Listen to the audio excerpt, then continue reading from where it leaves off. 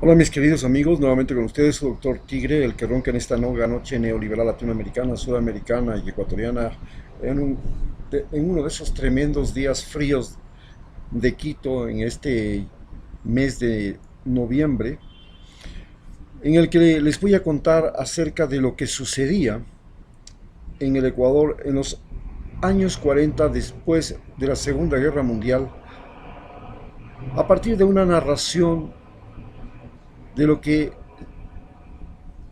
explica o que expone cómo era la vida cotidiana en Cuenca. Pero empecemos hablando acerca de lo que sucedió después de la Segunda Guerra Mundial y cómo eso influyó en Ecuador y fundamentalmente en Perú. Es que a partir de la Segunda Guerra Mundial y durante la Segunda Guerra Mundial, Ecuador fue uno de los perdedores de la guerra porque Ecuador perdió territorio, 240.000 kilómetros, y le quedaron 284.000 nada más, a partir de un tratado que se llamaba el Tratado de Río de Janeiro. Y el gran ganador de esta guerra dentro de Sudamérica, a no dudarlo, entre otros, fue Perú, que ganó territorio ecuatoriano, pero además se convirtió en proveedor de pescado, de guano y de caucho, algo que era fundamental en ese momento en que el mundo, después de la Segunda Guerra Mundial, tenía una tremenda hambruna y por supuesto el pescado peruano venía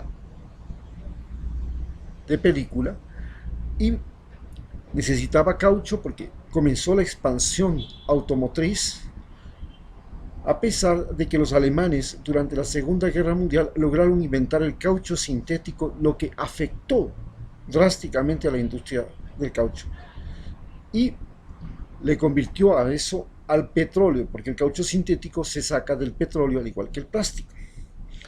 Y también el guano. El guano se convirtió en algo muy importante porque los campos de los Estados Unidos y del mundo y de Europa necesitaban fertilizantes. Habían sido destruidos terriblemente por la guerra, por las sequías, por el cambio climático. Durante la Segunda Guerra Mundial hubo un periodo y un invierno glacial que fue el que le permitió a Rusia ganar la guerra. En cambio, en Ecuador sucedía que se vivía una crisis económica porque habíamos dejado de ser proveedores de caucho, balsa, tagua e inclusive aceites y mantecas que proveíamos a Alemania, jabones, y pasamos a ser nuevamente un individuo, un país que dependía fundamentalmente de una economía de autoconsumo en la que la costa proveía caña de azúcar, arroz, sal, y la sierra proveía fundamentalmente de maíz, papas, chochos y todos los productos andinos. La costa también proveía, por supuesto, de yuca y frutas. Esta economía de autoabastecimiento era la que reinaba en el país porque estaban golpeados. La banca estaba golpeado, el sistema exportador, y apareció el caudillismo que ya venía desde los años 30, cuando aparece Hitler, aparece Benito Mussolini, y se proyectan ya las imágenes de lo que se llama el caudillismo o populismo mediático, gracias fundamentalmente al aparecimiento del cine y de la radio. Estos medios de comunicación logran agrupar a los seres humanos y crear en ellos ideas, conductas e inducir inclusive el voto en las elecciones. Es así como nace el velasquismo, porque durante todo este periodo, hasta los años 70, Velasco Ibarra durante los siguientes 30 años influyó tanto en la política que todos los partidos se hacían contra el velasquismo y Velasco Ibarra logró ser reelecto 5 veces. Aquella mañana, Abelardo, el indígena Cañari, mayordomo de la enorme hacienda de Virgen Corral, y su familia trajeron a regalar una gallina a Chabelita por su buena mano, que le curó con cenizas y plantas medicinales aquella herida terrible en la ceja, producto de una pelea en la fiesta de San Pedro y San Pablo. Con esa gallina se preparó el banquete de despedida de los muchachos, los hijos de Chabelita, que tenían que volver a clases en Cuenca luego de las vacaciones. Y al despedirse, Jorgito, el niño menor, preguntó: ¿y cuándo irás, mamá, a Cuenca? Para el Día de los Muertos, pues para las fiestas de Cuenca, el 2 y 3 de noviembre. Ahí estoy infaltablemente. Pero tanto tiempo. Jorgito y Luciano recibieron el acostumbrado beso en la frente y con la santa bendición de su madre emprendieron el triste camino de regreso tras el abuelo Eduardo, las mulas y los peones a las 6 de la mañana. Como todos los años, Chabelita venía para el Día de los Muertos y las fiestas de Cuenca con mulas cargadas de quesos, choclos, papas. Los muchachos la recibieron con la noticia de la invasión peruana del 5 de junio de 1941. Y luego de todos aquellos dramas que se vivieron en la casa, pues el abuelo Eduardo estaba pendiente de la suerte de su yerno, casado con una de sus hijas, la hermana menor de Chabelita, que se fue a la guerra, el mayor Tamariz, en la provincia de Lora. A las 8 de la mañana, después de todos estos sucesos de la guerra, en el colegio normal Manuel J. Calle, los jóvenes se preparaban para la jura de la bandera, que sería, como todos los años, el 24 de mayo. El colegio había conseguido materiales de una banda y mandó a los padres a hacer por primera vez el famoso uniforme de parada, que era un uniforme militar. Al final de los ejercicios, la marcha y los desfiles, todos gritaban: Ecuador es y será un país amazónico. En Ecuador se cultivaba el espíritu militarista y de revancha contra el Perú, que nos había arrebatado la mitad del territorio amazónico, del territorio ecuatoriano. En tanto, el entrenador del colegio, Rodrigo Vicuña, formado en los Estados Unidos gracias a un convenio de cooperación con los Estados Unidos, encontró que Luciano era el mejor de los jugadores a medida que iba creciendo.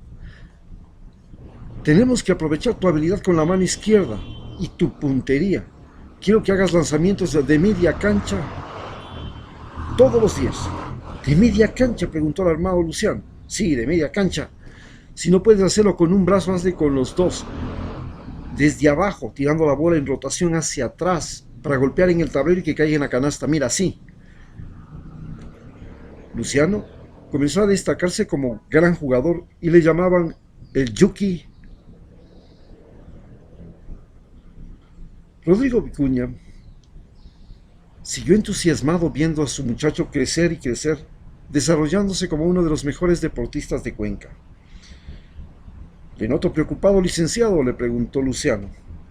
Es que al parecer vamos a tener otra guerra con el Perú desde que Velasco Ibarra rechazó el Tratado de Río de Janeiro y está importando armas.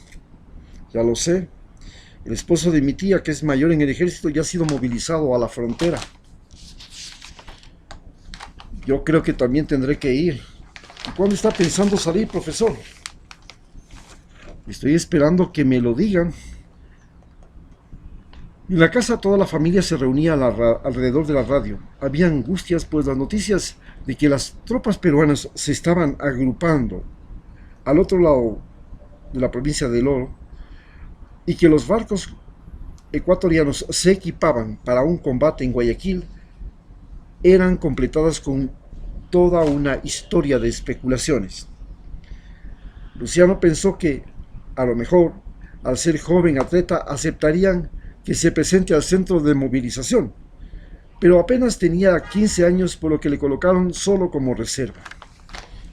En el colegio, todos los estudiantes formados en el patio, escuchaban los interminables discursos acerca de nuestro enemigo el Perú, que desde el tiempo de los incas había querido hacer suyo nuestro territorio y que habíamos luchado contra ellos. Hoy, 27 de febrero, todos los estudiantes llevarán la bandera ecuatoriana en sus manos hasta las cercanas planicies de Tarqui para recordar el heroísmo de nuestros héroes en aquella batalla donde el ejército de la Gran Colombia, al mando del general Antonio José de Sucre, derrotó al ejército peruano al mando del general Amar. Desgraciadamente, también cuencano como nosotros, pero un traidor. Chabelita, tienes que hacernos unas banderas, fueron las palabras que encontró Luciano en la cocina, donde su madre preparaba con las cocineras la comida de la familia. ¿Para cuándo? Para este sábado. Tienes que venir con toda la familia, así que tienes que hacer al menos unas 10 banderas. ¿A dónde tenemos que ir?, nos preguntó. A las planicies de Tarqui, pues. Tu abuelo no puede llegar hasta allá, está que se ahoga de la tos. Luciano logró que todas sus tías y parientes cercanos se sumaran a la manifestación y peregrinación que duró 16 horas. El ejército envió luego camiones para traer a la gente que no podía regresar caminando. El espíritu heroico reemplazó en la ciudad al miedo, a las malas noticias y a toda la especulación que giraba alrededor de una posible guerra en la frontera sur, pensando que los peruanos volverían a estar a solo a 100 kilómetros de Cuenca, como fue en el año 1941. En el año 1941. Para el 2 de octubre, los países garantes del Tratado de Río de Janeiro, más los otros, establecieron ya una zona desmilitarizada y fue el comienzo de una tensa paz entre Ecuador y Perú. Al mal tiempo, buena cara, fue la entusiasta frase de Chabela al poner sobre la mesa el pavo de Navidad que le llevó 2 días preparar. Chabela, ¿si ahora sabes que los aviones son la principal arma de combate de los ejércitos?, preguntó a su madre, como siempre, Jorgito, que apenas con 13 años estaba obsesionado con la aviación. Es verdad, y nosotros apenas teníamos aviones, pero por ejemplo en la invasión de Alemania a Rusia, los aviones habían sido la clave para que los alemanes llegaran hasta Leningrado y Stalingrado. ¿Y cómo puedo yo ser piloto, Chabelita? Tienes que esperar al menos 5 años, ser un buen estudiante y después entrar al colegio militar. ¿Me ayudarás? Bueno, si puedo, claro que sí. Desde el 30 de enero de 1941, en que corrió el rumor de que Ecuador había firmado el Tratado de Río de Janeiro y que perdía 240.000 kilómetros cuadrados en la Amazonía, los comentarios en la radio y la prensa eran leídos en voz alta por Luciano y la familia. El Ecuador tendrá derecho al territorio sobre el cual ha estado en posesión efectiva, decía Velasco Ibarra en sus discursos, porque fue y será país amazónico. ¿Qué significa posesión efectiva?, preguntó Chabelita sin entender lo que estaban ahí escuchando. Que algunos estados, que hemos estado viviendo en Ecuador y que ese territorio ha sido nuestro, le contestó su tío político Justiniano Crespo, quien recién se había casado con una de sus tías. Eso quiere decir que nos metían en la escuela diciendo que el territorio no era ecuatoriano. No. Nosotros siempre ocupamos eso. Lo que pasa es que durante la época del caucho los peruanos se subieron. Pero en verdad nuestros gobiernos solo se han preocupado de Quito, Guayaquil y Cuenca. Lo demás del país fue abandonado, especialmente cuando ya salieron los jesuitas en 1760, expulsados en la colonia. Y los caucheros peruanos se fueron metiendo calladitos en busca de caucho para las fábricas de Quito. Y así concluimos nuestra historia sobre lo que fueron aquellos años después de la Segunda Guerra Mundial en la ciudad de Cuenca. Muchas gracias.